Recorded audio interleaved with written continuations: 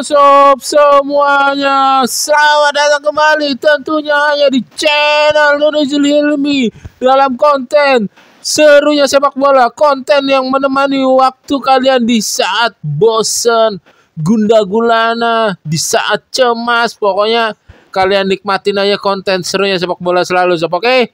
Oke sob semua ya, konten serunya sepak bola kali ini dibuat 6 jam 5 jam sebelum kick off, ya 5 jam sebelum jalannya kick off Arab Saudi versus Indonesia nanti jam 24 jam 12 waktu Indonesia dini hari, tepatnya 12.15 24 lebih 15 menit. Wah, udah ganti tanggal tuh kalau di Indonesia, udah ganti hari. Oke. Di konten serunya sepak bola kali ini gue pengen memberikan beberapa poin yang sedikit santai-santai aja, beda sama beberapa konten serunya sepak bola yang kemarin-kemarin nih sob, yaitu gue pengen memberi kabar bahwa ada 6 pemain yang tidak masuk line up, 6 pemain yang tidak masuk formasi skema melawan Arab Saudi sob, dari kubu timnas Indonesia, timnas Garuda, yaitu yang pertama kiper Reza Arya, kiper PSM Makassar. Terus ada Ramadan Sananta yang lagi gacor di Liga Malaysia, lagi bagus di Liga Malaysia, belum mendapatkan kesempatan untuk menjadi bomber di lini depan timnas Indonesia saat ini. Ya kalau dilihat dari adanya oleh Romeni dan satu lagi Mauro Zylstra, oke.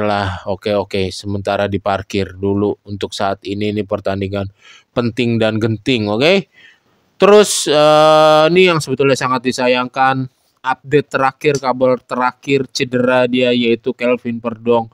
Di pentas European League dia bermain sangat bagus, sangat disayangkan, padahal dia kemarin kalau tidak salah gua ngelihat di channel YouTube-nya Bung Harpa saat sedang diwawancarai gitu, masih kondisinya masih fit, masih bugar, tetapi ini mendapatkan updatean terbaru. Sayang banget. Ya, nampaknya sebelah kiri dimiliki oleh Dean James. Kalau gua kemarin udah memprediksi starting 11 yang gue pengen gitu ya, si Kelvin Perdong berarti posisinya diganti Dean James. Oke sob. Terus ada Nathan Joan yang diharapkan bisa menjadi cadangan Pelupesi untuk bertarung juga di lini tengah, tapi di momen lawan Arab Saudi ini belum mendapatkan kesempatan. Terus ada Egy Maulana Fikri dan yang terakhir Jordi Amat. Ya, kalau Jordi Amat, kita mempunyai Kevin Dix, kita mempunyai Bang Jai, itu dua-duanya back yang sama-sama bisa build up ya. Jordi Amat umurnya juga udah ketuaan, staminanya udah menurun, kecepatannya sudah melamban banget ya. Ya setuju aja gue untuk diparkir, nggak dibawa. Oke sob. Dan tentunya untuk yang masuk skuad, tentunya yang akan berpeluang menjadi starting 11, yaitu kiper Martin Paes, Nadeo Argawinata, dan Hernando Ari. Sesuai dugaan gue sob, oke. Sesuai keinginan gue, kalau kalian yang nonton di konten gue yang sebelumnya. Terus ada Justin Hapner, terus ada Jay Ijes, terus ada Rizky Ridho, Kevin Dix, Sain Patinama, terus ada Eliano Renders, terus ada Yance Sayuri, Sandy Wall, sama Dean James. Oke. Dean James yang kemungkinan besar menggantikan Kelvin Perdong, bukan menurut gue bukan Eliano ataupun si Yance. Oke. Terus ada Tom Hai, terus ada Joy Pelupesi, ada Mark Locke, ada Ricky Kambuaya, ada Stefano Lillipali, ada Beckham Putra, ada Yakob Sayuri di posisi midfielder. Di posisi Yakob juga bisa dipasang menjadi back sayap ya, back sayap kanan kiri ataupun winger, pemain serba bisa juga dia. oleh depannya forwardnya ada Ole Romeni, ada Mauro Zilstra, ada Ragnar Uratmangun, ada Emiliano Jonathans. Oke. Ini merupakan apa namanya, sudah keputusan dari tim pelatihan semuanya, dan sudah diputuskan juga oleh pelatih kepala timnas Indonesia kita, Coach Patrick Kluivert. Berbicara sedikit tentang statementnya Patrick Kluivert saat diwawancarai, saat konferensi pers, dia menunjukkan keoptimisan. Ya, gue bilang keoptimisan ini bisa menimbulkan tingkat positif yang cukup bagus ke kubu Indonesia. Dan kalau menurut gue Arab Saudi dan Indonesia ini, Indonesia mempunyai peluang menang lah. Ya 35% lah dibandingkan Arab Saudi. 35% milik timnas Indonesia. Kalaupun nggak ada yang aneh-aneh, nggak ada kecurangan wasit, nggak ada pokoknya nggak ada keputusan aneh-aneh lah, kemungkinan kita bisa naik 40, bisa ya 35% itulah. Pokoknya kalau menurut gua peluang kita bisa mendapatkan poin penuh ataupun poin imbang lah di 35% itu kalau menurut gua. Sisanya milik Arab Saudi. Ya persentase imbangnya, kalau persentase imbangnya gue bilang malah justru kecil gitu sob.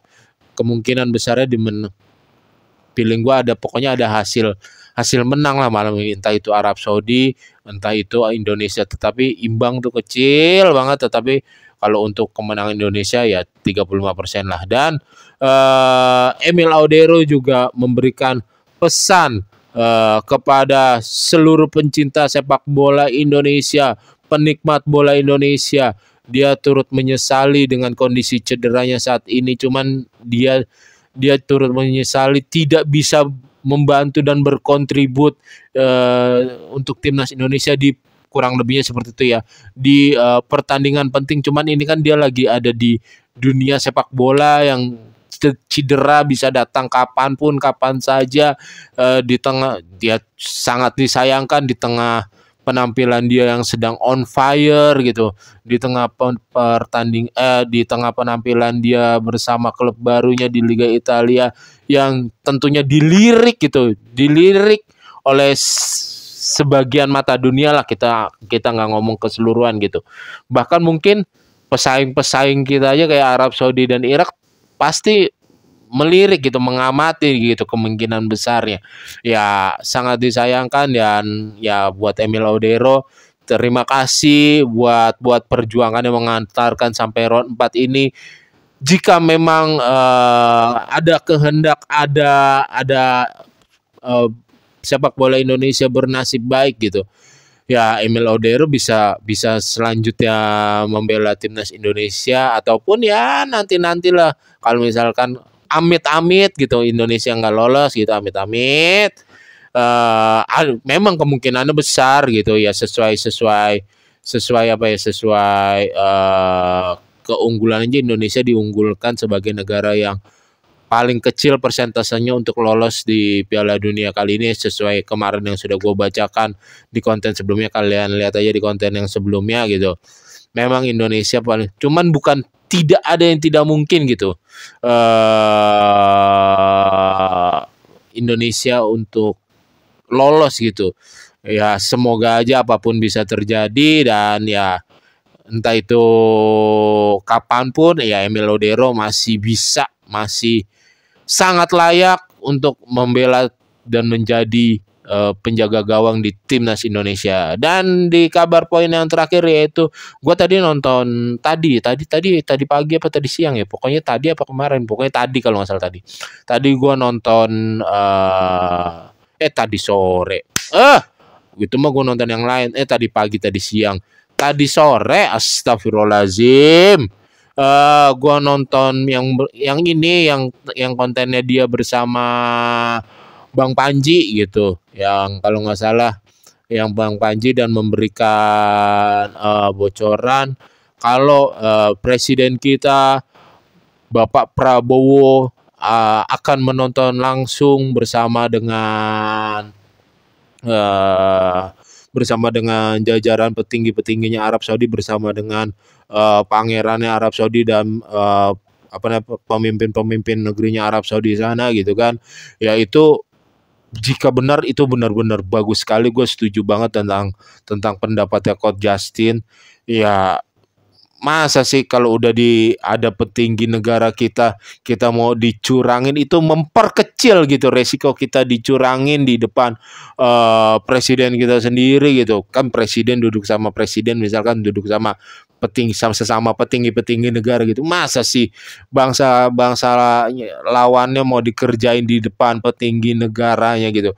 Ya itu memperkecil resiko kita untuk dicurangin, untuk dikerjain. Semoga aja hal-hal seperti itu jauh dan tidak terjadi untuk di timnas kita malam ini sob. Oke, amin ya robbal alamin. Dan sekian sob untuk serunya sepak bola kali ini sob, edisi kali ini. Jika kalian menyukai dan menikmati konten serunya sepak bola bersama gua Nunoy, ingat sob, jangan lupa untuk subscribe, comment, like, and share, and see you and bye bye.